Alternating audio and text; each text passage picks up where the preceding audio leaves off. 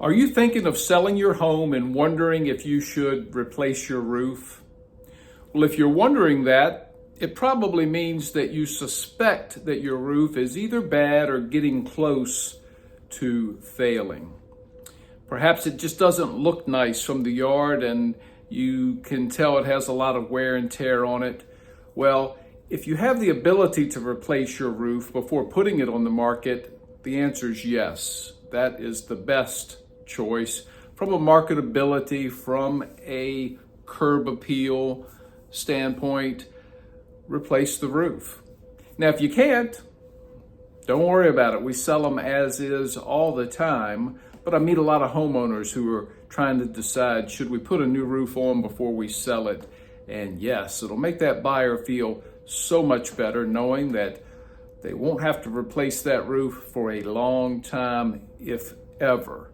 You have lots of options when it comes to roofing. Your realtor can refer you to a fantastic roofer in your area, maybe more than one, who can come out and give you a price on replacing your roof. And depending on where in the country you are, there are different types of roofing material. What we see primarily here in Virginia are asphalt shingles, composite type shingles that used to come only in 3-tab format, sold by the bundle.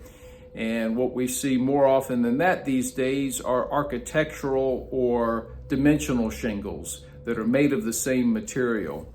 And you can get them so that they last for varying amounts of times.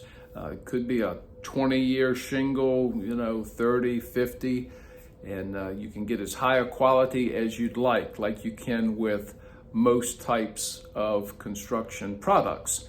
And you can get these asphalt shingles to look like slate if you like that idea. I was with a client last week who would like that on their new house. They don't want to get real slate, but they would like a material that looks like it, that lasts a long time. Fantastic products out there that fit that bill. If you want to get real slate, you can. And talking about slate, there are all types of materials for roofing. You don't see them as often as what I just described, but you can still get a good old tin roof. You could get a copper roof. You could, if you wanted to, get even a clay type material that we see in Florida. We don't see it around here very often, but that terracotta type color clay shingles. You can, if you have a flat roof, you might find tar and gravel to be a good way to roof that. More often these days we see a rolled rubber type roofing on a flat roof.